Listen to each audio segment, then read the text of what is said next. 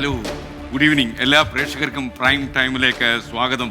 ഇന്ന് എന്നെ അത്ഭുതപ്പെടുത്തിയ കാര്യം ഇന്ന് ഉച്ചയ്ക്കാണ് നടന്നത്. ഫെഡറൽ ബാങ്കിൻ്റെ ചാലക്കുടിയിലെ പോട്ട ശാഖയിൽ ഒരു കറിക്കത്തി ഒരു കൊച്ചു പിച്ചാത്തിയായിട്ട് ഒരു മോഷ്ടാവ് കടന്നു നിന്ന് 15 ലക്ഷം രൂപ അടിച്ചുകൊണ്ട് പോയി.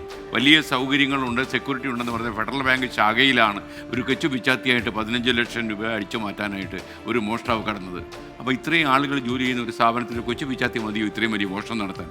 വിശ്വസിക്കാൻ പറ്റുന്നില്ല. പ്രൈം ടൈമിലേക്ക് സ്വാഗതം.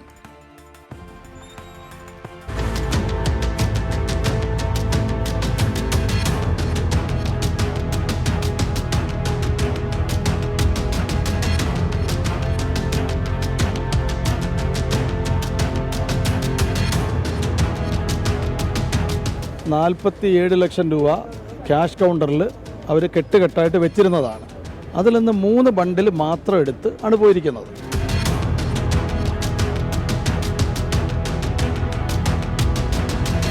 നമുക്കിപ്പോൾ അയാളുടെ ഫേസ് ഇല്ല. അയാൾ ഹിന്ദി സംസാരിക്കുന്നവരെല്ലാം മലയാളികളല്ലാത്തവരാണെന്ന് നമുക്ക് പറയാൻ കഴിയില്ല. അപ്പോൾ അത് ഒരു പക്ഷേ മിസ്ലീഡിങ്ങും ആവാം.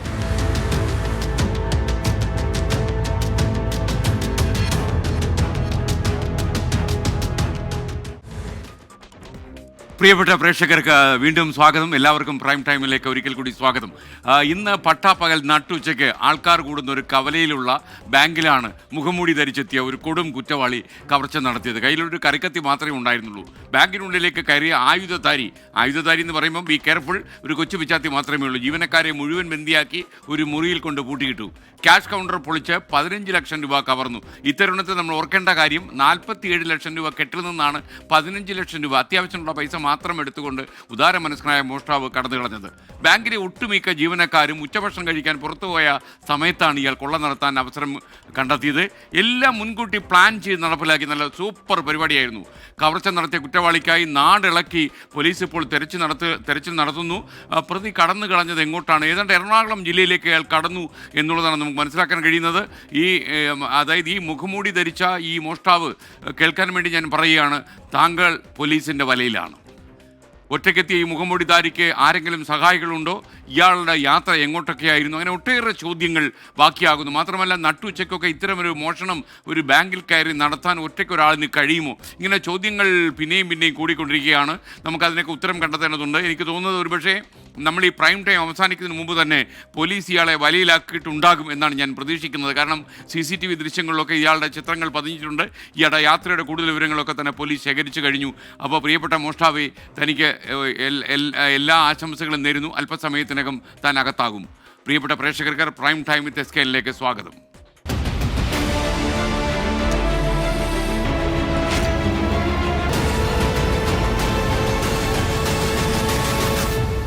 പ്രേക്ഷകർക്ക് അറിയുന്നത് ചാലക്കുടി പോട്ടയിലെ ഫെഡറൽ ബാങ്കിലാണ് ഈ കൊള്ള നടന്നത്. ജീവനക്കാരെ കത്തി കാട്ടി ബന്ദികളാക്കിയിട്ടാണ് അയാൾ 15 ലക്ഷം രൂപ അടിച്ചു മാറ്റിയത്. ഫെഡറൽ ബാങ്കിൻ്റെ പോട്ട ശാഖയിൽ ഈ മോഷണം നടക്കുമ്പോൾ എല്ലാവരും ഉച്ചഭക്ഷണത്തിൻ്റെ തിരക്കിലായിരുന്നു. പ്രത്യേക അന്വേഷണ സംഘം രൂപീകരിച്ച പ്രതിക്കായി അന്വേഷണം ഊർജിതമാക്കി. നല്ല മിടുക്കരായ പോലീസുകാർ തന്നെ ഈ മോഷ്ടാവിൻ്റെ പിന്നാലെയുണ്ട്. അയാൾ എത്രയും പെട്ടെന്ന് പിടിയിലാകുമെന്നാണ് നമുക്ക് കിട്ടുന്ന സൂചനകൾ. ഇന്ന് ഉച്ചയ്ക്ക് 2:30 സംഭവം. സ്കൂട്ടറിൽ കയ്യുറകളും ഹെൽമറ്റും ജാക്കറ്റും ധരിച്ചെത്തിയ മോഷ്ടാവ് പൊടുന്നനെ ബാങ്കിലേക്ക് ഇരച്ചു കയറി.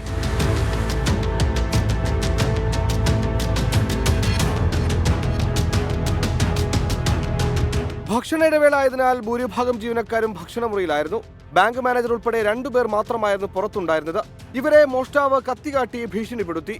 ഭക്ഷണം കഴിക്കുന്ന മുറിയിലേക്കാക്കി വാതിൽ പുറത്തു നിന്നും പൂട്ടി.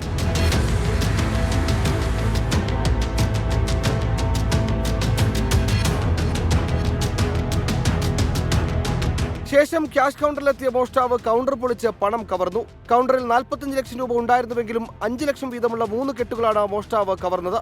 47 ലക്ഷം ക്യാഷ് കൗണ്ടറിൽ അവർ കെട്ടുകെട്ടായിട്ട് വെച്ചിരുന്നതാണ്. ആ ക്യാഷ് കൗണ്ടറിൽ ഇരുന്ന 47 ലക്ഷം ഓപ്പണായിട്ട് കാണാം, ബണ്ടിൽസ്.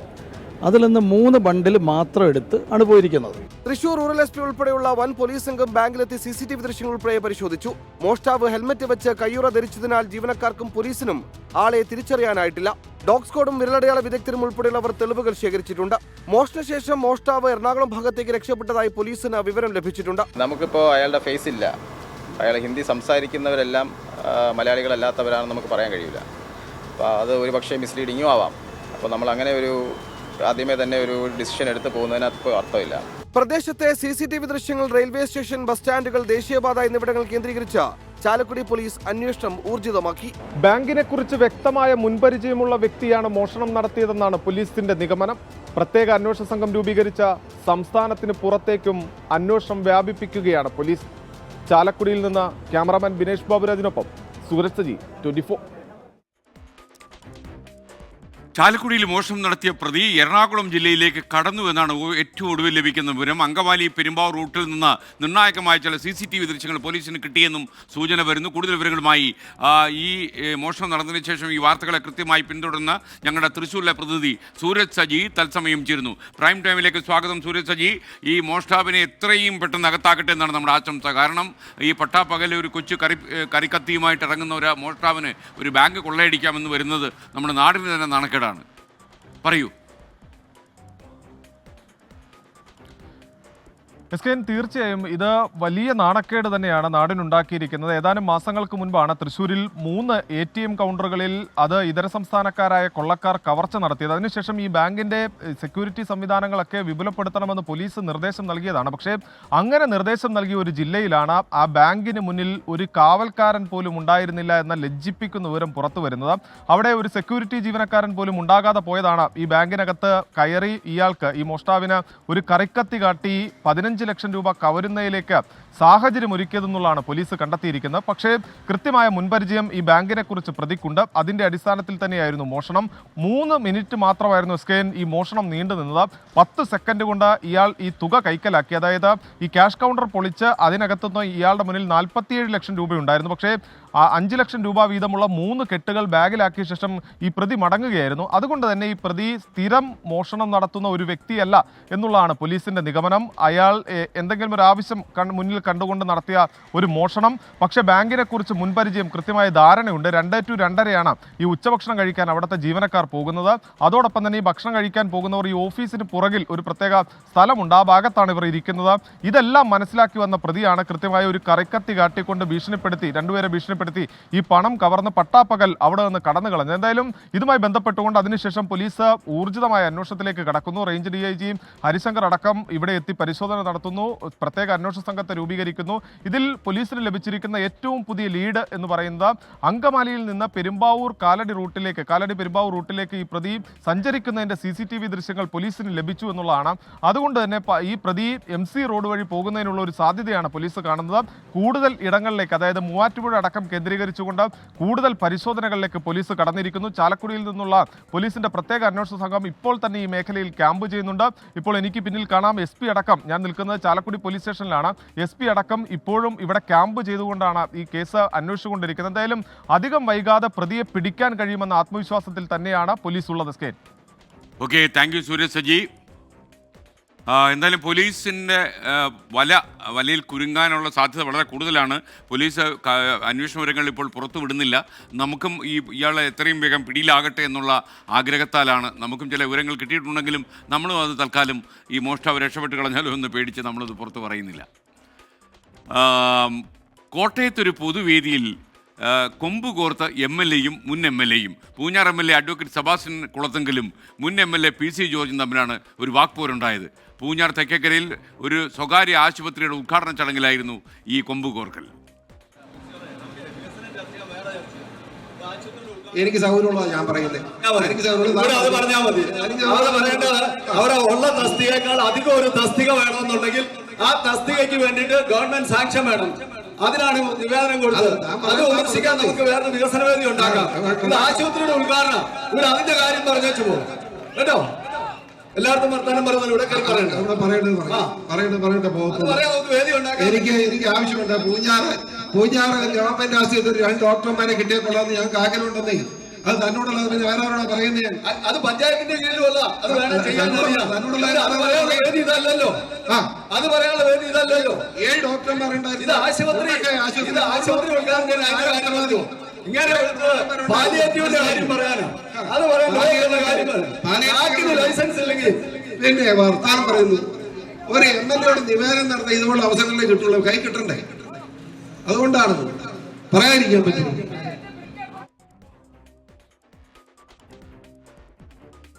കോട്ടയത്ത് നിന്നും ടോബി ജോൺസൺ ടെലിഫോണിൽ ചേരുന്നു. ഒരു MLA-യും ഒരു മുൻ MLA-യും തമ്മിൽ കൊമ്പ് കോർക്കാനുള്ള യഥാർത്ഥ കാരണം രാഷ്ട്രീയമാണോ അതോ മറ്റെന്തെങ്കിലുമാണോ ടോബി?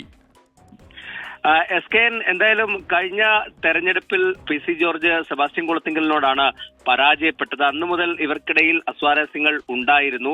അത്ര നല്ല ഒരു ബന്ധമല്ല ഇവർ തമ്മിൽ ഉണ്ടായിരുന്നത്. അതിനിടയിലാണ് ഇപ്പോൾ ഈ ഒരു പരിപാടി, അതായത് മുണ്ടക്കയം പൂഞ്ഞാർ തെക്കേക്കരയിലെ സ്വകാര്യ ആശുപത്രിയുടെ ഉദ്ഘാടന ചടങ്ങായിരുന്നു വേദി. കേന്ദ്രമന്ത്രി ജോർജ് കുര്യൻ ഈ വേദിയിൽ ഉണ്ടായിരുന്നു. അദ്ദേഹം വേദിയിൽ ഇരിക്കുമ്പോഴാണ് MLA-യും മുൻ MLA-യും തമ്മിലുള്ള ഒരു വാഗ്വാദത്തിലേക്ക് കാര്യങ്ങൾ പോയത്. PC ജോർജ് പ്രസംഗിക്കാൻ കയറിയപ്പോൾ മുണ്ടക്കയത്തെ ആശുപത്രിയിൽ ഡോക്ടറെ അനുവദിക്കുന്ന കാര്യം പറയാൻ വേണ്ടി MLA ഒന്ന് കണ്ടുകിട്ടുന്ന പോലുമില്ല എന്ന് പറഞ്ഞതാണ് കൂടുതൽ പ്രശ്നങ്ങൾക്ക് വഴിവെച്ചത്. തുടർന്ന് ഈ സെബാസ്റ്റ്യൻ കുളത്തിങ്കൽ അതുമായി ബന്ധപ്പെട്ടൊരു വിശദീകരണം നൽകി. അതായത് മന്ത്രിയെ കണ്ട് കൂടുതൽ ടെസ്റ്റുകൾക്ക് വേണ്ടിയുള്ള അപേക്ഷകളൊക്കെ നൽകിയിട്ടുണ്ടെന്ന് പറഞ്ഞിരുന്നു. ഇതാണ് ഈ ഒരു വിഷയത്തെ ചൊല്ലിയാണ് ഇരുവരും തമ്മിൽ പൊതുവേദിയിൽ ആളുകളൊക്കെ ഇരിക്കുമ്പോൾ പരസ്പരം തർക്കത്തിലേക്ക് പോയത്. എന്തായാലും അതിനുശേഷം സംഘാടകർ ഇരുവരും തമ്മിൽ തർക്കം ഉണ്ടാകുമ്പോൾ സംഘാടകർ ഇടപെട്ടാണ് ഇരുവരെയും ശാന്തരാക്കിയത്. അതിനുശേഷം ഈ പറയാനുള്ള മറുപടി പറഞ്ഞ ശേഷം സെബാസ്റ്റ്യൻ കുളത്തിങ്കൽ അദ്ദേഹം ഇരിക്കുന്ന സീറ്റിലേക്ക് ഇരുന്നു. അതിനുശേഷമാണ് പരിപാടി മുന്നോട്ട് പോയത്. ഏതായാലും കഴിഞ്ഞ കുറെ നാളുകളായി ഇവർ തമ്മിൽ അത്ര നല്ലൊരു ബന്ധം ഇല്ല. അതുകൊണ്ട് തന്നെയാണ് ഈ ഒരു തർക്കത്തിലേക്ക് കാര്യങ്ങൾ പോയതെന്നാണ് നമുക്ക് മനസ്സിലാക്കാൻ കഴിയുന്നത്. SKN. Okay, thank you Toby Johnson. MLA-യും മുൻ MLA-യും കൊമ്പ് കോർത്തൊരു വേദിയുടെ ചിത്രമാണ് പ്രേക്ഷകരെ കാണിച്ചു തന്നത്. ഇനി കണ്ണൂരിലേക്ക്. ആത്മീയ തട്ടിപ്പ് പരാതിയിൽ അന്വേഷണം നടക്കുന്നു. കണ്ണൂരിൽ മൂന്നാം കണ്ണ് സിദ്ധി നേടി അഭിവൃദ്ധി ഉണ്ടാക്കാമെന്ന് ധരിപ്പിച്ച് തട്ടിപ്പ് നടത്തിയെന്നാണ് പരാതി. ഹിമാലയൻ മിസ്റ്റിക് തേർഡ് ഐ ട്രസ്റ്റിനെതിരെയാണ് ഇപ്പോൾ ആരോപണം. ഹിമാലയൻ മാസ്റ്റർ എന്നറിയപ്പെടുന്ന അക്ഷരപടക്കം 6 പേർക്കെതിരെ FIR ഇട്ടിട്ടുണ്ട്. 24 പ്രൈം ടൈം ബ്രേക്കിംഗുമായി സജോ ദേവസ്യ കണ്ണൂരിൽ നിന്ന് ചേരുന്നു. സജോ, എങ്ങനെയാണ് ഈ ആത്മീയ തട്ടിപ്പ് അരങ്ങേറിയത്? അങ്ങനെ ആളുകൾക്ക് ഇതിലും കാശ് വല്ലതും പോയോ? കാരണം മലയാളികൾ ഇങ്ങനെ റോഡിൽ ഇറങ്ങി നിൽക്കുകയല്ലേ ആരെങ്കിലും തട്ടിക്കട്ടെ എന്ന് വിചാരിച്ച്. SKN, അങ്ങേയറ്റം കൗതുകകരമായ ഒരു പരാതിയും അതിന്മേലുള്ള കേസുമാണ് കണ്ണൂരിൽ രജിസ്റ്റർ ചെയ്തിരിക്കുന്നതെന്നാണ് ശ്രദ്ധേയമായ കാര്യം. അതായത് ഈ പരാതിയിൽ Kannur town police FIR register ചെയ്തിട്ടുണ്ട്. അതിൽ ഹിമാലയൻ മാസ്റ്റർ അഷ്റഫ് ബാബ, ഹിമാലയൻ ഗുരു എന്നൊക്കെ അറിയപ്പെടുന്ന പെരുമ്പാവൂർ സ്വദേശി അഷ്റഫ് അടക്കം 6 പേർക്കെതിരെ കണ്ണൂർ ടൗൺ പോലീസ് കേസെടുത്തിട്ടുണ്ട്. അതിൽ ഈ പരാതിയിൽ പറയുന്നത് കേരളത്തിലുടനീളം, അതായത് കാസർഗോഡ് മുതൽ തിരുവനന്തപുരം വരെ ക്ലാസുകൾ നടത്തിയിട്ടുണ്ട് ഈ അഷ്റഫ് എന്നയാൾ. അത് Himalayan mystic third eye trust എന്ന പേരിൽ ഒരു ട്രസ്റ്റ് ഉണ്ട്. ആ ട്രസ്റ്റിൻ്റെ ഭാരവാഹികൾ അടക്കമുള്ളവർക്കെതിരെയാണ് കേസെടുത്തിരിക്കുന്നത്. അതിൽ ഇദ്ദേഹം ഒരു ഗുരുവാണ്, അതീന്ദ്രിയ ജ്ഞാനമുണ്ട്, തേർഡ് ഐ അൺലോക്ക് ചെയ്യാം, അതായത് മൂന്നാം കണ്ണ് അൺലോക്ക് ചെയ്യാം, അതുവഴി സാമ്പത്തിക അഭിവൃദ്ധി, ജീവിതത്തിലെ സമഗ്രമായ മേഖലകളിലും അഭിവൃദ്ധി ഉണ്ടാക്കാം എന്നതാണ് വാഗ്ദാനം എന്നതാണ് ഈ പരാതിയിൽ പറയുന്നത്. അതിൻ്റെ അടിസ്ഥാനത്തിലാണ് ഈ FIR രജിസ്റ്റർ ചെയ്തിരിക്കുന്നത്. അങ്ങനെ ഈ ഒരു സ്പിരിച്വലായ അല്ലെങ്കിൽ ആത്മീയമായ നിലയിൽ ഈ മൂന്നാം കണ്ണ് തുറക്കാൻ കഴിയും, അൺലോക്ക് ചെയ്യാൻ കഴിയും, അതുവഴി അഭിവൃദ്ധിയിലേക്ക് പോകാൻ കഴിയും. അതിന് ഈ ക്ലാസ്സുകളിൽ പങ്കെടുക്കണം. അതിൽ ആദ്യഘട്ടത്തിൽ ഓരോ ജില്ലയിലെയും ക്ലാസ്സുകൾ, പിന്നീട് തുടർന്ന് അങ്ങോട്ടേക്കുള്ള ട്രെയിനിങ് ക്ലാസ്സുകളിൽ പങ്കെടുക്കണം എന്നായിരുന്നു വിശ്വസിപ്പിച്ചിരുന്നെന്നാണ് അവർ പറയുന്നത്. പക്ഷേ അങ്ങനെ അതിൽ പങ്കെടുത്തതിന് ശേഷം അതൊരു തട്ടിപ്പാണ് എന്ന് മനസ്സിലായി എന്നാണ് പരാതിക്കാർ പറയുന്നത്. അവർ പറയുന്നത് ഒരു കടുത്ത വഞ്ചനയാണ്. കേരളത്തിലുടനീളം വ്യാപകമായി ആളുകൾ വഞ്ചനയ്ക്ക് ഇരയായി. അവർ പരാതിയിൽ പറയുന്നത് അവർക്കടക്കം ലക്ഷങ്ങൾ നഷ്ടമായി. അങ്ങനെ കണക്ക് കൂട്ടിയാൽ ഒരുപാട് ആളുകൾ ഈ തട്ടിപ്പിന് ഇരയായിട്ടുണ്ടെന്നാണ് പരാതിക്കാർ പറയുന്നത്. DGP-ക്കും മുഖ്യമന്ത്രിക്കും പരാതി നൽകിയിട്ടുണ്ട്. കണ്ണൂർ ടൗൺ പോലീസ് സ്റ്റേഷനിൽ നൽകിയ പരാതിയുടെ അടിസ്ഥാനത്തിൽ ഈ അഷ്റഫ് ഉൾപ്പെടെയുള്ള ആളുകൾക്കെതിരെ FIR രജിസ്റ്റർ ചെയ്തിട്ടുണ്ട്. അവർ പറയുന്നത് വ്യാപകമായി ഇങ്ങനെ പരസ്യവും മറ്റുമൊക്കെ നൽകിയ ആളുകളെ ആകർഷിക്കുന്നു. പിന്നീട് നിങ്ങൾക്ക് അഭിവൃദ്ധി ഉണ്ടാക്കാം, സ്പിരിച്വലായി നേട്ടമുണ്ടാക്കാം, സാമ്പത്തിക അഭിവൃദ്ധി ഉണ്ടാക്കാം, മറ്റ് നിങ്ങളുടെ ജീവിതത്തിലെ എല്ലാ പ്രശ്നങ്ങളും ഇങ്ങനെ പരിഹരിക്കാൻ കഴിയും. അതുകൂടാതെ നിങ്ങൾക്ക് ഇങ്ങനെ ആത്മീയമായ ഉണർവുണ്ടാക്കാൻ വേണ്ടി ചില ഔഷധക്കൂട്ടുകൾ ഹിമാലയത്തിൽ നിന്നുണ്ട്. ഇദ്ദേഹം ഒരു ആൾ ദൈവത്തെ പോലെ പെരുമാറുന്നു എന്നൊക്കെയാണ് ഈ പരാതിയിൽ പറയുന്നത്. അങ്ങേയറ്റം കൗതുകരമാണ്. ആദ്യഘട്ടത്തിൽ 14,000 മുതൽ 15,000 വരെ ഒരു ക്ലാസ്സിന് ആദ്യഘട്ടത്തിൽ വാങ്ങിക്കും. പിന്നീട് പല രൂപത്തിൽ പണം ഇങ്ങനെ വാങ്ങിച്ചെടുക്കുന്നുണ്ട് എന്നതാണ് ഈ പരാതിയിൽ പറയുന്നത്. പിന്നാലെ പോലീസ് കേസ് രജിസ്റ്റർ ചെയ്യുകയും തുടർ നടപടികളിലേക്ക് കടക്കുകയും ചെയ്തിട്ടുണ്ട്. അതേസമയം ഏതെങ്കിലും നിലയ്ക്ക് ഈ ട്രസ്റ്റിൻ്റെ അടക്കം വെബ്സൈറ്റ് ഇപ്പോൾ കാണാനില്ല. ഈ പരാതി വന്നതിന് പിന്നാലെ കേരളത്തിലെ 14 മലപ്പുറം ഒഴികെയുള്ള 13 ജില്ലകളിലും ക്ലാസുകൾ നടത്തിയിട്ടുണ്ട് എന്നാണ് നമ്മുടെ പ്രാഥമികമായ പരിശോധനയിൽ പോലീസുമായി അടക്കം ഈ കാര്യങ്ങൾ ചോദിച്ചപ്പോൾ നമുക്ക് മനസ്സിലാക്കാൻ കഴിഞ്ഞ കാര്യം. പരാതിയിൽ പറയുന്ന പല കാര്യങ്ങളും വളരെ കൗതുകകരമാണ്. അതായത് നിങ്ങൾക്ക് വിചാരിച്ച കാര്യങ്ങൾ സാധിക്കും, നിങ്ങളുടെ സാമ്പത്തിക ബുദ്ധിമുട്ട് മാറും, രോഗദുരിതങ്ങൾ മാറും, കുടുംബ പ്രശ്നങ്ങൾ പരിഹരിക്കപ്പെടും, തൊഴിലില്ലായ്മ പരിഹരിക്കപ്പെടും, ആത്മീയമായ ഉയർച്ചയിലെത്തും എന്നൊക്കെ വിശ്വസിപ്പിച്ചു എന്നാണ്, അതായത് ഈ പരാതിയിൽ പറയുന്ന കാര്യങ്ങളാണ് ഞാൻ ഇപ്പോൾ വായിച്ചത്. പ്രപഞ്ചത്തിൽ താൻ മാത്രമാണ് ഏക ഗുരുവെന്ന ആശയത്തിൻ്റെ മറവിൽ തട്ടിപ്പ് നടത്തി എന്ന് ഈ പരാതിയിൽ പറയുന്നത് അങ്ങേയറ്റം രസകരവും കൗതുകകരമായ ഒരു കാര്യമാണ്. അതിൻ്റെ വസ്തുതകൾ എന്താണെന്നുള്ളതൊക്കെ പോലീസ് അന്വേഷണത്തിൽ കൂടി വ്യക്തമാകട്ടെ. ആളുകളിൽ നിന്ന് പല ഘട്ടത്തിൽ 20,000, 25,000, 30,000 എന്നിങ്ങനെ ഫീസ് ഈടാക്കി അതിന് രസീത് നൽകിയിട്ടൊന്നുമില്ല.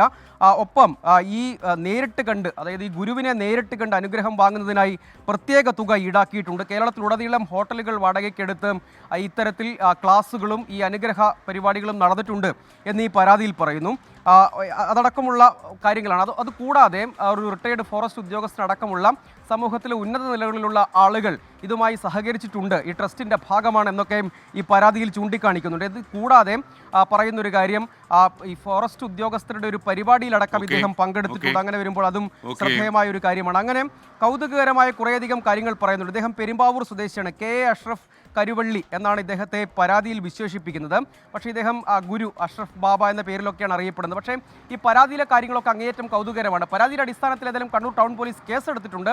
ഇതിൻ്റെ അന്വേഷണത്തിലേക്ക് പോകട്ടെ. കേരളത്തിലുടനീളം ആയിരക്കണക്കിന് ആളുകൾ ഈ ക്ലാസ്സുകളുടെ ഭാഗമായിട്ടുണ്ട്. അതുവഴി നേട്ടമുണ്ടാക്കാമെന്ന് വിശ്വസിപ്പിച്ചതിൻ്റെ അടിസ്ഥാനത്തിലാണെന്നൊക്കെ പറയുന്നത് അങ്ങേയറ്റം കൗതുകരമാണ്. 6 പേർക്കെതിരെയാണ് കണ്ണൂർ ടൗൺ പോലീസ് ഇപ്പോൾ കേസെടുത്തിരിക്കുന്നത്.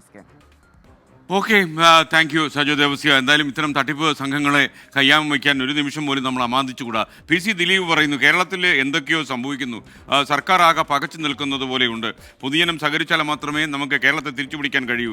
തന്ത വൈവെന്ന് പറഞ്ഞ് കളിയാക്കിയാലും ഒന്നും സഹിക്കാൻ കഴിയുന്നില്ല. താങ്കൾ പറഞ്ഞ അഭിപ്രായത്തിൻ്റെ ചില അംശത്തോട് ഞാൻ യോജിക്കുന്നു. ക്രമസമാധാന നില പല സ്ഥലത്തും ചോദ്യം ചെയ്യപ്പെടുകയാണ്. വളരെ വളരെ കർക്കശമായ ചില തീരുമാനങ്ങളിലൂടെ നമ്മുടെ പോലീസ് സ്റ്റേഷനുകളിലൊക്കെ സൂപ്പർവിഷനും അതുപോലെ തന്നെ ജാഗ്രതകളും കൃത്യമായി പാലിച്ചാൽ മാത്രമേ കേരളത്തിൽ ഇപ്പോൾ ഉണ്ടാകുന്ന ഈ സംഭവങ്ങൾക്ക് ഒരു അവസാനം കണ്ടെത്താൻ കഴിയൂ എന്നാണ് എൻ്റെ വിശ്വാസം. എന്തൊക്കെയോ കുഴപ്പങ്ങൾ നമ്മുടെ പോലീസ് സ്റ്റേഷനുകളിലും അതിർത്തികളിലും ഉണ്ട്. എന്നാൽ നല്ല പോലീസുകാരുള്ള ഒരു പോലീസ് സേനയാണ് നമുക്കുള്ളത്. ഇതൊക്കെ നിയന്ത്രണ വിധേയമാക്കാൻ അവർക്ക് കഴിയുക തന്നെ ചെയ്യും. ലക്ഷ്യബോധമുള്ള ഒരു സംസ്ഥാന സർക്കാർ കാര്യമായ തീരുമാനവുമായി മുന്നോട്ട് പോയാൽ ഇതൊക്കെ നമുക്ക് കൈപ്പിടി നിർത്താൻ കഴിയും. പോലീസിന് നേരിടാൻ കഴിയാത്ത ഒരു സംഭവവും ഇപ്പോൾ കേരളത്തിലില്ല എന്ന് വേണമെങ്കിൽ പറയാം. മറ്റൊരു വാർത്തയിലേക്ക്. ഉരുൾപൊട്ടൽ ദുരന്തം നേരിട്ട മുണ്ടക്കൈ ചൂരൽമല പ്രദേശത്തിൻ്റെ പുനർനിർമ്മാണത്തിനായി 529.50 കോടി രൂപയുടെ വായ്പ കേന്ദ്ര സർക്കാർ അനുവദിച്ചു. സംസ്ഥാനം സമർപ്പിച്ച 16 പ്രോജക്റ്റുകൾക്കായിട്ടാണ് ഈ വായ്പാ തുക അനുവദിച്ചിരിക്കുന്നത്.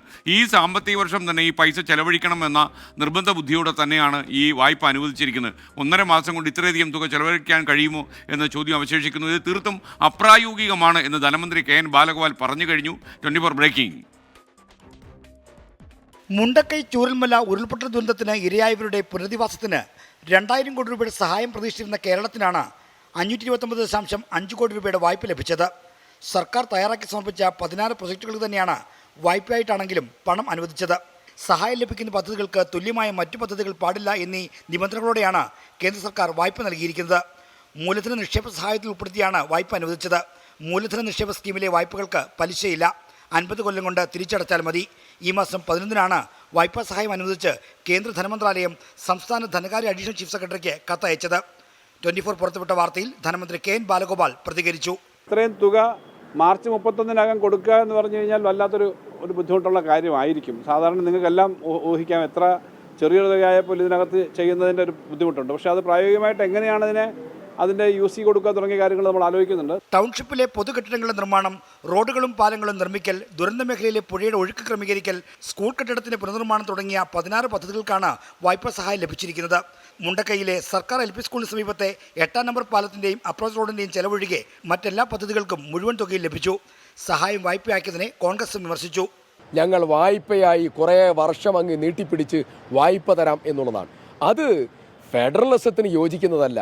അത് കേരളത്തിലെ ജനങ്ങളോട് ചെയ്തിരിക്കുന്ന ധിക്കാരപരമായിട്ടുള്ള നിലപാടാണ്. വായ്പയാണെങ്കിലും മുണ്ടക്കൈ ചൂരൽമല ദുരന്തവുമായി ബന്ധപ്പെട്ട് കേന്ദ്ര സർക്കാരിൽ നിന്ന് സംസ്ഥാനത്ത് ലഭിക്കുന്ന പ്രധാന സഹായമാണിത്.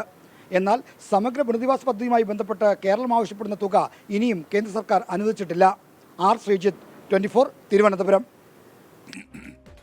എന്തായാലും ഈ 1.5 മാസം കൊണ്ട് ഇത്രയധികം തുക എങ്ങനെ ചെലവഴിക്കുമെന്നുള്ളത് വലിയ കീറാമുട്ടിയാകും സർക്കാരിന്. വായ്പയായിട്ട് എടുക്കാമെന്ന് തീരുമാനിച്ചാൽ തന്നെ ആകപ്പാടെ പൈസ ഇല്ലാതിരിക്കുന്ന സമയത്ത് ഈ ഇത്രയും കോടി കിട്ടി, 500-ലധികം കോടി കിട്ടിയെന്ന് പറയുമ്പോൾ അതൊരു വലിയ കാര്യമാണ് സർക്കാരിന്. അപ്പോൾ വായ്പയായാലും അതിന് തിരിച്ചടവിന് കുറച്ച് സമയം കിട്ടുമല്ലോ. പക്ഷേ ഈ ആശ്വാസം വരുന്നു എന്ന് കേൾക്കുമ്പോൾ തന്നെ 1.5 മാസം എന്നുള്ള കീറാമുട്ടി കൺമുന്നിൽ. അനിൽകുമാർ പറഞ്ഞു, തട്ടിപ്പുകളിൽ പുതുമുകൾ സൃഷ്ടിച്ചുകൊണ്ട് കേരളം മുന്നേറിക്കൊണ്ടിരിക്കുന്നു. കാരണം അതിന് വളക്കൂറുള്ള മണ്ണായിരിക്കുന്നു കേരളം. കുറേ കാലമായിട്ട് വളക്കൂറുണ്ട്. നമ്മൾ ഈ ആട് മാഞ്ചിയം മുതൽ ടോട്ടൽ ഫോർ യു മുതൽ എത്ര തട്ടിപ്പുകാരെയാണ് നമ്മൾ കണ്ടത്. വെറുതെ കിട്ടുന്നു എന്ന് പറഞ്ഞാൽ അപ്പം ചാടി വീഴും, അവിടെ മുഖം കുത്തി വീഴും, എൻ്റെ കാശ് പോയി എന്ന് പറഞ്ഞ് പിന്നെ നിലവിളിയും കേൾക്കാം. എന്താ ചെയ്യുക? സിനിമാ തർക്കത്തിൽ നിർമ്മാതാവ് ആന്റണി പെരുമ്പാവൂരിനെ പിന്തുണച്ച് നടൻ മോഹൻലാൽ. നമുക്ക് എന്നും സിനിമയ്ക്കൊപ്പം നിൽക്കാമെന്ന് മോഹൻലാലിൻ്റെ ഫേസ്ബുക്ക് പോസ്റ്റ് വന്നു. ആന്റണി പെരുമ്പാവൂരിൻ്റെ പോസ്റ്റ് ഷെയർ ചെയ്താണ് മോഹൻലാലിൻ്റെ ഈ കുറിപ്പ്. ശ്യാംകുമാർ കൊച്ചിയിൽ നിന്നും തത്സമയം ചേരുന്നു. ശ്യാം, പ്രൈം ടൈമിലേക്ക് സ്വാഗതം. പറയൂ. SKN, കഴിഞ്ഞ ദിവസമാണ് ആന്റണി പെരുമ്പാവൂർ വലിയ വിമർശനങ്ങളുമായി സിനിമാ മേഖലയിൽ, പ്രത്യേകിച്ച് സുരേഷ് കുമാർ നടത്തിയൊരു വാർത്താ സമ്മേളനത്തെക്കുറിച്ച് വിമർശനങ്ങളുമായി ഫേസ്ബുക്ക് പോസ്റ്റ് ഇട്ടിരുന്നത്. ആ പോസ്റ്റ് സിനിമാ മേഖലയിൽ തന്നെ രണ്ട് ചേരിയായി തിരിഞ്ഞുള്ള അഭിപ്രായ പ്രകടനങ്ങൾക്ക് ഇടയാക്കുന്നതിനിടെയാണ് ഇന്ന് സൂപ്പർ താരം മോഹൻലാൽ തന്നെ ഫേസ്ബുക്കിലൂടെ പ്രതികരിച്ചിരിക്കുന്നത്. നമുക്ക് എന്നും സിനിമയുടെ ഒപ്പം നിൽക്കാമെന്നുള്ളതായിരുന്നു മോഹൻലാലിൻ്റെ ഫേസ്ബുക്ക് പോസ്റ്റ്. ഏതായാലും ആന്റണി പെരുമ്പാവൂരിന് വലിയ പിന്തുണയാണ് മോഹൻലാലിൻ്റെ ഈ പരസ്യ ഇടപെടലോടെ ഉണ്ടായിരിക്കുന്നത്. സുരേഷ് കുമാറിനെതിരെ വലിയ വിമർശനങ്ങൾ ഉണ്ടാകുകയും പ്രൊഡ്യൂസേഴ്സ് അസോസിയേഷൻ സുരേഷ് കുമാറിനെ പിന്തുണച്ചെന്ന് വാർത്താക്കുറിപ്പ് പുറത്തിറക്കുകയും ചെയ്തപ്പോഴാണ് മോഹൻലാലും പൃഥ്വിരാജും ഉൾപ്പെടെയുള്ളവർ ആന്റണി പെരുമ്പാവൂരിനെ പിന്തുണയ്ക്കുകയും മോഹൻലാൽ ഇന്ന് ഫേസ്ബുക്കിലൂടെ പിന്തുണ അറിയിക്കുകയും ചെയ്തിരിക്കുന്ന SKN. Okay, thank U Shyamkumar. എന്തായാലും ഈ സിനിമാ രംഗത്ത് ഉണ്ടായിരിക്കുന്ന പ്രതിസന്ധി പരിഹരിക്കാൻ കൂട്ടായ ചർച്ച നടക്കുന്നു എന്നാണ് നമ്മൾ മനസ്സിലാക്കുന്നത്. സിനിമാ രംഗത്തെ അധികായന്മാരായ സിയാദ് കോക്കറിനെ പോലുള്ള ആളുകളൊക്കെ തന്നെ രംഗത്ത് വന്നു കഴിഞ്ഞു. കോക്കറൊക്കെ നിശ്ചിതമായ നിലപാടുകൾ സിനിമയിലുള്ള ആളാണ്. അദ്ദേഹം ആരെയും സൂചിപ്പിക്കാൻ വേണ്ടി വർത്തമാനം പറയാത്ത സിനിമാ രംഗത്തുള്ള അപൂർവ ആൾക്കാരിൽ ഒരാളായിട്ടാണ് ഞാൻ അദ്ദേഹത്തെ കാണുന്നത്. കോഴിക്കോട് മണക്കുളങ്ങര ക്ഷേത്രത്തിൽ നാട്ടാന പരിപാലന ചട്ടത്തിൻ്റെ ലംഘനം ഉണ്ടായെന്ന് വനംവകുപ്പിൻ്റെ റിപ്പോർട്ട്. വെടിക്കെട്ടാണ് ആനയിടയാൻ കാരണമെന്നും അപകട സമയത്ത് ആനയ്ക്ക് ചങ്ങല ഉണ്ടായിരുന്നില്ലെന്നും റിപ്പോർട്ടിൽ പറയുന്നു. ചട്ടലംഘനം ഉണ്ടായിട്ടില്ലെന്നും പടക്കം പൊട്ടിച്ചതിൽ ഉത്തരവാദിത്തമില്ലെന്നുമാണ് ക്ഷേത്രം ട്രസ്റ്റിൻ്റെ നിലപാട്. അപകടത്തിൽ ജീവൻ പൊലിഞ്ഞ ലീലയുടെ മരണം ആനയുടെ ചവിട്ടേറ്റിട്ടാണ് സംഭവിച്ചതെന്ന പോസ്റ്റ്മോർട്ടം റിപ്പോർട്ടിൽ പ്രാഥമിക നിഗമനമുണ്ടെന്നും വാർത്ത വരുന്നു.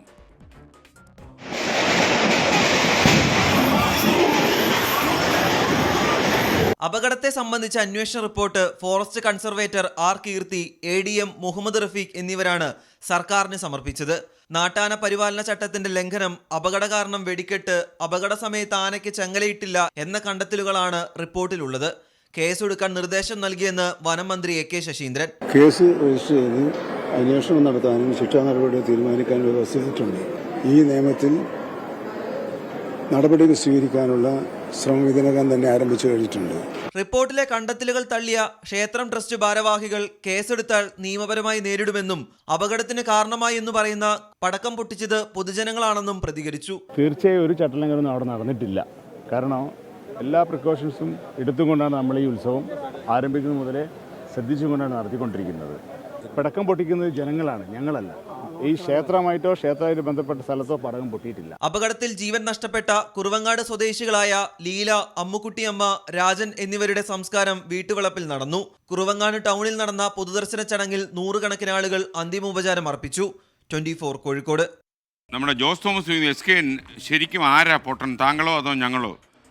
ആന്റണിക്കൊപ്പമല്ലേ മോഹൻലാൽ നിൽക്കൂ എന്നാണ് ജോസ് തോമസ് ചോദിക്കുന്നത്. ജോസ് തോമസ്, ഇനി ആരാ പൊട്ടൻ എന്നൊക്കെ നമ്മൾ ഗവേഷണം നടത്തണോ? അതൊക്കെ നമുക്കറിയാവുന്ന കാര്യമല്ലേ. മറ്റൊരു വാർത്തയിലേക്ക്. അമേരിക്കയിൽ നിന്നുള്ള അനധികൃത ഇന്ത്യൻ കുടിയേറ്റക്കാരുമായുള്ള വിമാനം വീണ്ടും അമൃതസറിൽ ഇറക്കുന്നതിനെതിരെ പഞ്ചാബ് മുഖ്യമന്ത്രി രംഗത്ത് വന്നു.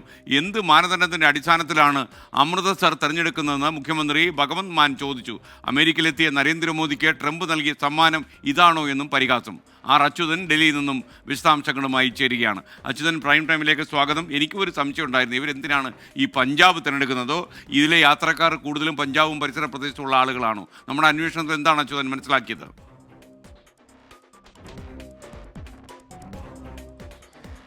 SKN, ആദ്യത്തെ തവണ വിമാനം ഇറങ്ങിയതും അമൃത്സറിലായിരുന്നു. ഈ രണ്ടാമത് വിമാനം, അതായത് US-ലെ ഇന്ത്യൻ അനധികൃത കുടിയേറ്റക്കാരുമായുള്ള രണ്ടാമത്തെ വിമാനവും ഇന്ന് അമൃത്സറിൽ അർദ്ധരാത്രിയോടുകൂടി ഇറങ്ങുമെന്നാണ് ലഭിച്ചിരിക്കുന്ന വിവരങ്ങൾ.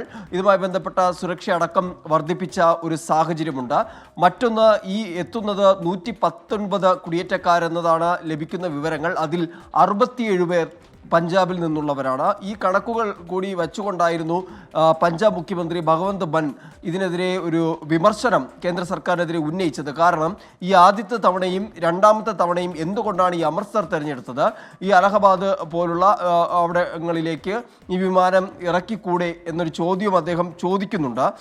എന്ത് മാനദണ്ഡത്തിൻ്റെ അടിസ്ഥാനത്തിലാണ് വിമാനം ഇറങ്ങാനുള്ള സ്ഥലമായി ഈ അമൃത്സർ തിരഞ്ഞെടുത്തത്? ഇത് പഞ്ചാബിനെ അപമാനിക്കുവാനുള്ള ഒരു ശ്രമമായാണ് ഇത് കാണേണ്ടതെന്നും മുഖ്യമന്ത്രി ഭഗവന്ത് മാൻ പറയുന്നുണ്ട്. നേരത്തെ SKN സൂചിപ്പിച്ചതുപോലെ തന്നെ എന്തുകൊണ്ടാണ് ഈ അമൃത്സർ തിരഞ്ഞെടുത്തത് എന്നെ സംബന്ധിച്ച് വിദേശകാര്യ മന്ത്രാലയം പോലും ഒരു വ്യക്തത ഈ വിഷയത്തിൽ വരുത്തിയിട്ടില്ല. മറ്റൊന്ന്, സുരക്ഷ ഉൾപ്പെടെയുള്ള കാര്യങ്ങൾ ചൂണ്ടിക്കാണിച്ചുകൊണ്ടാണ് നിലവിൽ ഇപ്പോഴും അമൃത്സറിലേക്ക് ഈ വിമാനം എത്തിക്കുന്നത് എന്നുള്ള ചില വിവരങ്ങളുണ്ട്. ഡൽഹിയിലേക്ക് മറ്റിടങ്ങളിലേക്ക് എത്തിച്ചാൽ അത് കൂടുതൽ മറ്റ് വാർത്തകളിലേക്ക് തിരിയുമോ എന്ന ഉൾപ്പെടെയുള്ള ചോദ്യങ്ങൾ ഇതുമായി ബന്ധപ്പെട്ട് ഉയരുന്നുണ്ട്. എന്തായാലും അതിലൊരു വ്യക്തത വിദേശകാര്യ മന്ത്രാലയം വരുത്തിയിട്ടില്ല എന്നത് തന്നെയാണ്. എന്തായാലും എത്തിക്കുന്ന വിമാനം അത് US-ന്റെ സൈനിക വിമാനമാണോ എന്ന കാര്യത്തിലും സ്ഥിരീകരണമില്ല. എന്തായാലും അത്തരം വിവരങ്ങൾ കൂടി വരാനിരിക്കുന്നുണ്ട്. വിദേശകാര്യ മന്ത്രാലയത്തിന്റെ ഉദ്യോഗസ്ഥരും ഇമിഗ്രേഷന്റെ ഉദ്യോഗസ്ഥരും ഒക്കെ വിമാനത്താവളത്തിൽ ഉണ്ട്. എന്തായാലും ഇതിനെതിരെയാണ് ഇപ്പോൾ പഞ്ചാബ് മുഖ്യമന്ത്രിയും. അച്യുതനാണ് വിവരങ്ങൾ നൽകിയത്. Shajan VM, good evening SKN. Good evening Shajan. താങ്കൾ ഒരു ദിവസം ഫുള്ളായി താങ്കളുടെ ന്യൂസ് കാണണം, എന്നിട്ട് വിലയിരുത്തണം പുതിയനും കഴുതുകളല്ലെന്ന്. താങ്കളോട് ഞാൻ രഹസ്യം പറയാം, ഈ 24 വാർത്താ ചാനൽ ഏറ്റവും കൂടുതൽ കാണുന്ന പ്രേക്ഷകൻ ഞാൻ തന്നെയാണ്. അത്രയും കൂടുതൽ സമയം ഞാൻ 24 കാണുന്നുണ്ട്. അപ്പോൾ താങ്കൾ കരുതുന്ന പോലെ ഇതിലെ മിക്ക ആളുകളും 24 കൂടുതൽ സമയം കാണുന്നുണ്ട്. അല്ലാതെ നമ്മൾ ഈ വാർത്തകൾ ഉണ്ടാക്കി വിടുമ്പോൾ അല്ലെങ്കിൽ വാർത്തകൾ എഴുതി വിടുമ്പോൾ അത് നമ്മളാരും കാണുന്നില്ല എന്നൊരു തോന്നൽ താങ്കൾക്ക് വേണ്ട, പ്രിയപ്പെട്ട പ്രേക്ഷകർക്കും വേണ്ട. നമ്മൾ കാര്യം ഒരു പ്രക്ഷേപകൻ്റെ ഏറ്റവും വലിയ ജോലി മോണിറ്ററിങ് തന്നെയാണ് എന്ന് വിശ്വസിക്കുന്ന ആളാണ് ഞാൻ. അങ്ങനെയുള്ള ആളുകൾക്ക് മാത്രമേ പ്രക്ഷേപണത്തിൽ എന്തെങ്കിലും കാര്യമായി സംഭാവന ചെയ്യാനും കഴിയൂ. എത്രയോ കാലമായി, കഴിഞ്ഞ 30 കൊല്ലമായി ഞാൻ പിന്തുടരുന്ന ഒരു രീതിയാണിത്. കണ്ണൂരിൽ +1 വിദ്യാർത്ഥി ക്രൂര റാഗിങ്ങിന് ഇരയായ സംഭവത്തിൽ 5 സീനിയർ വിദ്യാർത്ഥികൾക്കെതിരെ പോലീസ് കേസെടുത്തു. ബഹുമാനിക്കുന്നില്ല എന്നാരോപിച്ച് സീനിയർ വിദ്യാർത്ഥികൾ മർദ്ദിക്കുകയും കൈതല്ലി ഒടിക്കുകയും ചെയ്തുവെന്നാണ് പരാതി ഉയർന്നിരിക്കുന്നത്. കൊളവല്ലൂർ PR മെമ്മോറിയൽ സ്കൂളിലെ +1 വിദ്യാർത്ഥിയാണ് കഴിഞ്ഞ ദിവസം ക്രൂരമായ റാഗിങ്ങിനിരയായത്. സംഭവത്തിൽ 5 +2 വിദ്യാർത്ഥികൾക്കെതിരെ കൊളവല്ലൂർ പോലീസ് കേസെടുത്തു. ഗുരുതരമായി പരിക്കേൽപ്പിക്കൽ, നിയമവിരുദ്ധമായി സംഘം ചേരൽ, തടഞ്ഞുവെക്കൽ തുടങ്ങി 6 വകുപ്പുകൾ ചുമത്തി. പ്രതി ചേർത്ത 3 +2 വിദ്യാർത്ഥികൾക്ക് പ്രായപൂർത്തിയായെന്നാണ് FIR-ൽ രേഖപ്പെടുത്തിയിരിക്കുന്നത്. ബഹുമാനിക്കുന്നില്ലെന്നാരോപിച്ച് തടഞ്ഞുവെച്ച് മർദ്ദിച്ചതായാണ് പരാതി. മർദ്ദനം തടയാൻ ശ്രമിച്ചതോടെ അടിച്ചു വീഴ്ത്തുകയും +1 വിദ്യാർത്ഥിയുടെ ഇടതുകൈ ചവിട്ടിയൊടിക്കുകയും ചെയ്തു. ശസ്ത്രക്രിയയ്ക്ക് വിധേയനാക്കിയ വിദ്യാർത്ഥി തലശ്ശേരിയിലെ ആശുപത്രിയിൽ ചികിത്സയിലാണ്. റാഗിങ്ങിന് നേതൃത്വം നൽകിയ 3 +2 വിദ്യാർത്ഥികളെ സ്കൂളിൽ നിന്ന് സസ്പെൻഡ് ചെയ്തു. 24 കണ്ണൂർ. സജി രാജൻ പറഞ്ഞു. SK ഗ്ലോബൽ പബ്ലിക് സ്കൂളിലെ കുട്ടി മരിക്കാനിടയായ കാരണങ്ങളെക്കുറിച്ച് ചാനലുകളിൽ ഇപ്പോൾ ചർച്ചകളൊന്നും നടക്കുന്നില്ല. അതിനെപ്പറ്റി ഒരു കാര്യങ്ങളും അറിയുന്നുമില്ല. ചാനലുകാർക്ക് കാശ് തന്ന് അത് സെറ്റിൽ ചെയ്തോ എന്ന് ചോദിക്കുന്നു. എനിക്കറിയില്ല, എൻ്റെ കാര്യം പറയാം. 24 ഇങ്ങനെയുള്ള കാര്യങ്ങൾക്കൊന്നും വഴിപ്പെടാറില്ല. താങ്കൾക്ക് സജികുമാർ ഈ വാർത്തയുടെ കൂടുതൽ വിവരം എന്താണ്? ലേറ്റസ്റ്റ് അപ്ഡേറ്റുമായി നാളെ മോർണിംഗ് ഷോയിൽ ഇതിനെക്കുറിച്ചൊരു വാർത്ത നമുക്ക് ഉൾപ്പെടുത്താം. താങ്കൾക്കപ്പോൾ മനസ്സിലാകും. പാലക്കാട് നെന്മാറ ഇരട്ട കൊലപാതക കേസിൽ മൊഴി മാറ്റി പ്രധാനപ്പെട്ട സാക്ഷികൾ. ഭയന്നാണ് കൃത്യത്തിന് ശേഷം പ്രതി ചെന്താമര കടന്നു കളയുന്നത് കണ്ടു എന്ന മൊഴി 2 പേർ മാറ്റി പറഞ്ഞു. എന്നാൽ മൊഴിമാറ്റം അന്വേഷണത്തെ ബാധിക്കില്ലെന്നും 8 സാക്ഷികളുടെ രഹസ്യമൊഴി ഉടൻ രേഖപ്പെടുത്തുമെന്നും ആലത്തൂർ DYSP മുരളീധരൻ 24-നോട് പറഞ്ഞു. പോത്തുണ്ടി ഇരട്ട കൊലപാതകത്തിൽ പോലീസ് അതിവേഗം കുറ്റപത്രം സമർപ്പിക്കാനുള്ള ഒരുക്കങ്ങളുമായി മുന്നോട്ടു പോകുമ്പോഴാണ് കേസിലെ 2 സാക്ഷികൾ മൊഴി മാറ്റിയത്. ചെന്താമര ഇനിയും ജാമ്യത്തിലിറങ്ങിയാൽ തങ്ങളെ ആക്രമിക്കുമോ എന്ന ഭയമാണ് മൊഴി മാറ്റാൻ കാരണം. എന്നാൽ മൊഴിമാറ്റം കേസിനെ ബാധിക്കില്ലെന്നാണ് ആലത്തൂർ DYSP മുരളീധരൻ പറയുന്നത്. പ്രതിക്കെതിരെ കുറ്റം തെളിയിക്കാൻ ശക്തമായ ശാസ്ത്രീയ തെളിവുകളുണ്ട്. കൂടുതൽ പേർ മൊഴി മാറ്റാതിരിക്കാൻ 8 പേരുടെ രഹസ്യമൊഴി രേഖപ്പെടുത്താൻ കോടതിയെ സമീപിച്ചിട്ടുണ്ടെന്നും DYSP വ്യക്തമാക്കി. അവരില്ലെങ്കിലും നമുക്ക് മറ്റ് തെളിവുകളുണ്ട്. നമ്മൾ ഇവരുടെയൊക്കെ മൊഴി രേഖപ്പെടുത്താനായിട്ട് പാലക്കാട് JFC-1 ബഹുമാനപ്പെട്ട കോടതിക്ക് റിപ്പോർട്ട് കൊടുത്തിട്ടുണ്ട്. രഹസ്യമൊഴി രേഖപ്പെടുത്താൻ ആൾറെഡി ഞങ്ങൾ കൊടുത്തു കഴിഞ്ഞു. ഒരു 2 ദിവസമായി കൊടുത്തിട്ട് അതിൻ്റെ നടപടികളുണ്ടാകും. പിന്നെ കേസിലേക്കായിട്ട് നമുക്ക് സയൻറ്റിഫിക് എവിഡൻസ് ഇഷ്ടം പോലെ ഉണ്ട്. കുറ്റകൃത്യം പ്രൂവ് ചെയ്യാനായിട്ടുള്ള സയൻറ്റിഫിക് എവിഡൻസ് ഉണ്ട്. മറ്റ് സാഹചര്യ തെളിവുകളും സാക്ഷികളൊക്കെ ഉണ്ട്. വിചാരണ നടപടികൾ വേഗത്തിലാകാൻ കേസ് ആലത്തൂർ കോടതിയിൽ നിന്ന് മാറ്റാനുള്ള നടപടികളും പുരോഗമിക്കുകയാണ്. കേസിൽ മാർച്ച് 15 മുൻപ് കുറ്റപത്രം സമർപ്പിക്കാനാണ് പോലീസ് നീക്കം. 3 ദിവസം കൂടുമ്പോൾ ജില്ലാ പോലീസ് മേധാവി അജിത് കുമാറിന്റെ നേതൃത്വത്തിലും ആഴ്ചയിലൊരിക്കൽ DIG ഹരിശങ്കറിന്റെ നേതൃത്വത്തിലും കേസ് അവലോകനം ചെയ്യുന്നുണ്ട്. 24 പാലക്കാട്. അർജു കമന്റ് ബോക്സിൽ ഒരു കാര്യം കുറിച്ചിരിക്കുന്നു. SKN പല വിമർശനങ്ങളും താങ്കൾ കമന്റ് വായിക്കാൻ വേണ്ടി മാത്രമാണോ എന്ന് സംശയമുണ്ട്. തീർച്ചയായിട്ടും എനിക്കത് മനസ്സിലാവുകയും ചെയ്യുന്നുണ്ട്. കാര്യം എന്നെ പ്രകോപിപ്പിച്ച് മറുപടി പറയുക എന്നതാണ് ചില ഇഷ്ടന്മാർ നടത്തുന്ന ചില വിക്രിയകൾ. പക്ഷേ ഞാൻ എങ്ങനെയാണ് അത് വളരെ എടുക്കുന്നതെന്ന് ചോദിച്ചു കഴിഞ്ഞാൽ എൻ്റെ ചില നിലപാടുകൾ പ്രേക്ഷകരെ അറിയിക്കാൻ എനിക്ക് കിട്ടുന്നൊരു അവസരമായിട്ടാണ് ഞാനിതിനെ കാണുന്നത്. പല ആളുകളും ഈ കുറുക്ക് വഴി ഉപയോഗിക്കുന്നുണ്ട്. പക്ഷേ കുറുക്ക് വഴി അപകടമാണ്, മാലിന്യം നിറഞ്ഞതാണ്. അത് ഒഴിവാക്കൂ, നേരെ വാ. അതിരപ്പള്ളിയിൽ മസ്തകത്തിൽ മുറിവേറ്റ കാട്ടാനയെ പിടികൂടി ചികിത്സിക്കുന്നതിനുള്ള നടപടികൾക്ക് തുടക്കമായി. ആനക്കൂടിന് ബലക്ഷയമുള്ളതിനാൽ പുതിയ കൂട് നിർമ്മിക്കാൻ നീക്കവും ആരംഭിച്ചു. ആനയുടെ ആരോഗ്യസ്ഥിതി അതീവ ഗുരുതരമെന്നാണ് chief veterinary surgeon doctor Arun Zacharia ഇന്ന് 24-നോട് പറഞ്ഞത്. മസ്തകത്തിലെ മുറിവിൽ നിന്ന് പുഴു അരിച്ചിറങ്ങുന്ന ദയനീയ അവസ്ഥയിലാണ് കാട്ടാന. മുറിവിലേക്ക് ഇടവേളകളിൽ മണ്ണ് വാരി എറിയുന്നത് സ്ഥിതി കൂടുതൽ വഷളാക്കുന്നു. നിലവിൽ ആനയ്ക്ക് അണുബാധയുണ്ടെന്നും തലച്ചോറിലേക്ക് വ്യാപിക്കാനും സാധ്യതയുണ്ടെന്നും chief wild life warden Pramod G Krishnan പറഞ്ഞു. ഇത് റിസ്കി ആയിട്ടുള്ളൊരു ഓപ്പറേഷനാണ്. കാരണം ഇൻഫെക്റ്റഡ് ആയിട്ടുണ്ട്, തലച്ചോറിൻ്റെ പല ഭാഗങ്ങളിലേക്ക് വ്യാപിക്കാനൊക്കെ ആയിട്ട് തുടങ്ങുന്നുണ്ടാവാം.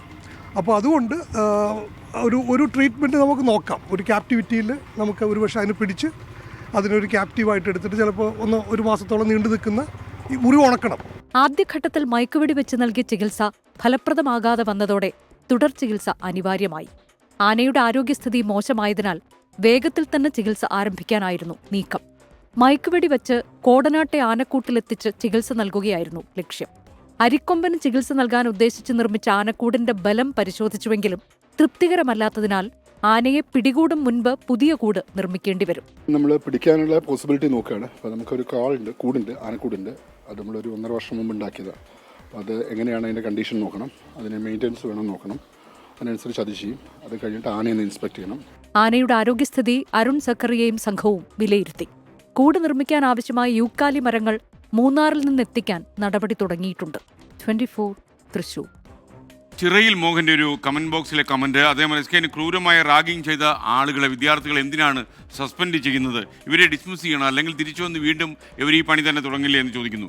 അന്വേഷണ വിധേയമായിട്ടാണ് അവരെ സസ്പെൻഡ് ചെയ്തിരിക്കുന്നത്. എൻക്വയറി നടക്കും. അതിൻ്റെ പ്രോപ്പർ പ്രൊസീജിയർ അനുസരിച്ച് കുറ്റക്കാരെന്ന് കണ്ടെത്തിയാൽ തീർച്ചയായിട്ടും പിരിച്ചുവിടുക തന്നെ ചെയ്യും. നേരിട്ട് പിരിച്ചുവിടാനുള്ള ചില പ്രൊസീജിയർ പ്രശ്നം അവർക്കുണ്ടാകും എന്നാണ് ഞാൻ മനസ്സിലാക്കുന്നത്. മറ്റൊരു വാർത്തയിലേക്ക്. മൊണാലിസ ഡയമണ്ട് കളക്ഷൻ അവതരിപ്പിച്ച ബോബി ചമ്മണ്ണൂർ ഇന്റർനാഷണൽ ജുവലേഴ്സ് കോഴിക്കോട് അരയിടത്ത് പാലം ഷോറൂമിൽ നടന്ന പരിപാടി കുംഭമേളയുടെ വൈറൽ താരം മോണി ബോൺസ്ലെയും ബോബി ചമ്മണ്ണൂരും ചേർന്ന് ഉദ്ഘാടനം ചെയ്തു. 10,000 രൂപ മുതൽ തുടങ്ങുന്ന ലൈറ്റ് വെയ്റ്റ് ഡയമണ്ട് ആഭരണങ്ങളുടെ വലിയ ശേഖരമാണ് ചെമ്മണ്ണൂർ ജുവലേഴ്സിൽ ഒരുക്കിയിരിക്കുന്നത്. 10,000 മുതൽ 20,000 രൂപ വരെ വില വരുന്ന 18 ക്യാരറ്റ് ആഭരണങ്ങളാണ് ഈ വിഭാഗത്തിൽ ഉൾപ്പെടുന്നത്. ഞാൻ കുംഭമേളയ്ക്ക് പോകണമെന്ന് ആഗ്രഹിച്ച ഒരു വ്യക്തിയാണ്. കാരണം അവിടെ മഹർഷിമാർ ഇരുന്ന് പറക്കുക, പിന്നെ അങ്ങനെ പല കഴിവുകളും നമ്മളിൽ നിന്ന് വ്യത്യസ്തമായിട്ട് ഒരുപാട് കഴിവുള്ള ആൾക്കാരുണ്ട് അവിടെ. അപ്പോൾ അവർക്കൊന്ന് കണ്ടിട്ട് നമുക്ക് അതിൽ നിന്ന് വല്ല അടിച്ചു മാറ്റാൻ പറ്റുമോ എന്നൊക്കെ അറിയാനും പഠിക്കാൻ റിസർച്ച് ചെയ്യാനൊക്കെ ആയിട്ട് ഞാൻ പോകാനിരിക്കുന്ന സമയത്താണ് ഇങ്ങനെ ഒരു സംഭവം വൈറലായിട്ട് കാണുന്നത്. അപ്പോൾ എനിക്ക് തോന്നി പോണതിലും മുമ്പ് ഈ വൈറൽ ഡയമണ്ടിനെ ഇങ്ങോട്ട് കൂട്ടിക്കൊണ്ടുവരാം എന്ന് വെച്ചിട്ട്, കുറച്ച് കച്ചവടം നമുക്ക് പിന്നെ പറയേണ്ട കാര്യമില്ലല്ലോ എന്ന് വെച്ചിട്ടാണ് ഇവിടെ ഇൻട്രൊഡ്യൂസ് ചെയ്തത്. മാത്രമല്ല ഇൻട്രൊഡ്യൂസ് ചെയ്യുന്നേക്കാൾ ഉപരിയായിട്ട് സംസാരിച്ച് നോക്കിയപ്പോൾ വളരെ സിമ്പിളാണ്. പിന്നെ എനിക്ക് തോന്നി എന്തുകൊണ്ടും വളരെ വളരെ കഴിവില്ലാത്ത വളരെ സിമ്പിൾ ഫാമിലി, പാവപ്പെട്ടവരാണ്. അങ്ങനെ ഒരാളെ ഇങ്ങനത്തെ ഒരു ഇതിൽ കൊണ്ടുവരുമ്പോൾ നമുക്കും മാത്രമല്ല ആൾക്കും ഒരു ഫസ്റ്റ് ഓപ്പർച്യൂണിറ്റിയാണ്. ഇനി ഇതിന് ശേഷം ഒരുപാട് പേര് വിളിക്കും. അപ്പോൾ എന്തുകൊണ്ടും അർഹിക്കുന്നു എന്നെനിക്ക് തോന്നി. വളരെ സിമ്പിൾ ആൻഡ് ഹംബിൾ. ഇതിനിടയിലൊരു കമൻറ്റ് വന്നിരിക്കുന്നു. അതായത് അർജു തലശ്ശേരിയിലെ ഒരു തുണിക്കടയിൽ നിൽക്കുന്ന അക്ഷയയാണെന്നൊക്കെ പറയുന്നു. എന്തെല്ലാം കാര്യങ്ങൾ കേട്ടാൽ പറ്റും, നമുക്കറിയില്ല കേട്ടോ. നമ്മൾ അർജു എന്ന പേരിൽ വിശ്വസിച്ചങ്ങ് വായിക്കുകയാണ്. മൊയ്തീൻ മൂസ പറയുന്നു, ഈ നമ്മുടെ ഈ ഡോക്ടർ അരുൺ സക്കറി ഉൾപ്പെടെയുള്ളവരുടെ കൂടിയാലോചന കഴിയുമ്പോഴേക്കും ആ പാവം ആന ഈ ലോകം വിട്ടിരിക്കും. എന്തായാലും അവർ കൂടിയാലോചന ഇല്ലാതെ നമുക്ക് ചികിത്സ നടത്താൻ പറ്റുമോ? നിങ്ങൾ കരുതുന്ന ഒരു ആനയ്ക്ക് ചികിത്സ കൊടുക്കുക, അതൊരു കാട്ടാനയ്ക്ക് ചികിത്സ കൊടുക്കുക എന്നൊക്കെ പറഞ്ഞാൽ നമ്മൾ ചെറിയൊരു ആട്ടിൻകുട്ടിയെ പിടിച്ച് ചികിത്സ കൊടുക്കുന്ന പോലെയാണോ? എന്ത് ഇഷ്ടമാണ് ഇത്. ഇനി കാണാം വാൽകഷ്ണം.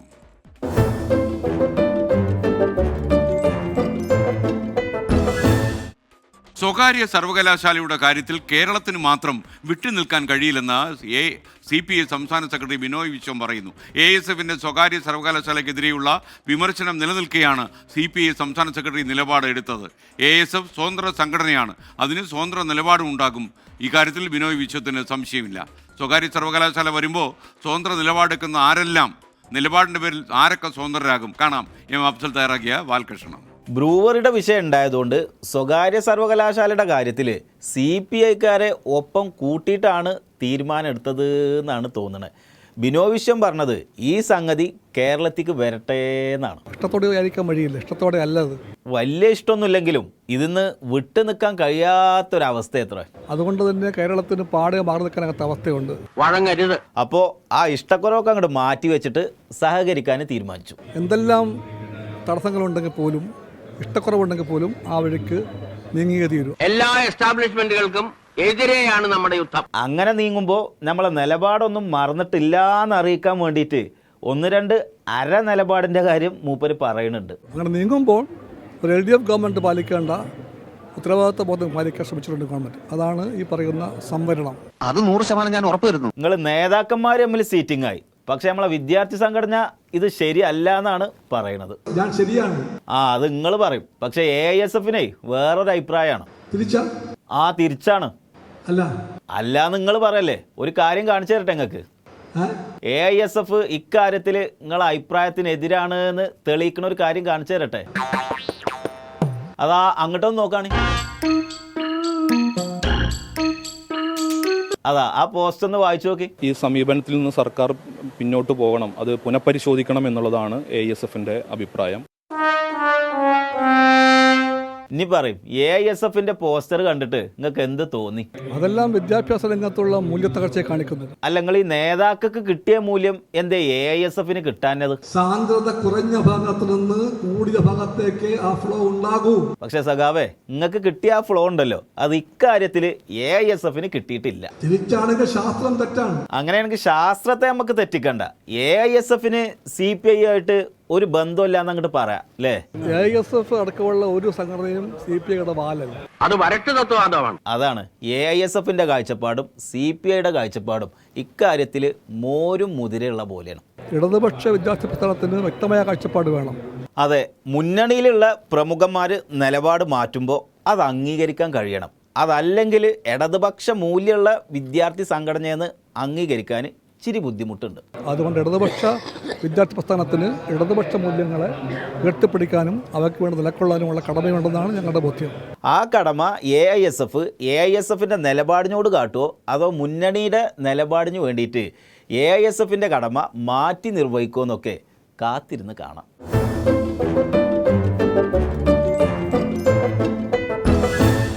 പ്രൈം ടൈം അവസാനിക്കും മുമ്പ് കമന്റ് ബോക്സിൽ നിന്നുള്ള ഒരു വാൽകൃഷ്ണം. അർജു പറയുന്നത് SKN തികച്ചും അപരിചിതരാണ് നമുക്കിവിടെ സ്വഭാവ സർട്ടിഫിക്കറ്റ് തരുന്നത്. പിന്നിലെ ഉദ്ദേശം അവർക്ക് മാത്രം വ്യക്തമാണ്. അവരുടെ മാനസിക സ്ഥിതിക്ക് നമ്മൾ മറുപടി നൽകേണ്ട കാര്യമില്ല. അർജു മറുപടി കൊടുക്കേണ്ട കാര്യമില്ല. ഇത് ചില വ്യാജന്മാരാണോ ഇത്തരം സ്വഭാവ സർട്ടിഫിക്കറ്റ് നൽകുന്നതെന്ന് എനിക്ക് സംശയമുണ്ട്. നമ്മൾ കൂടുതൽ അന്വേഷണം നടത്തി വ്യാജന്മാരെ കണ്ടെത്താൻ ശ്രമിക്കാം. അപ്പോൾ ഇതോടെ ഇന്നത്തെ പ്രൈം ടൈം അവസാനിക്കുന്നു. ഇനി നമ്മൾ കാണുക നാളെ രാവിലെ 7 മണിക്ക് മോർണിംഗ് ഷോയിൽ പ്രൈം ടൈം വിത്ത് SKN. ഇനി നാളെ രാത്രി 8:30 സംപ്രേഷണം ചെയ്യും.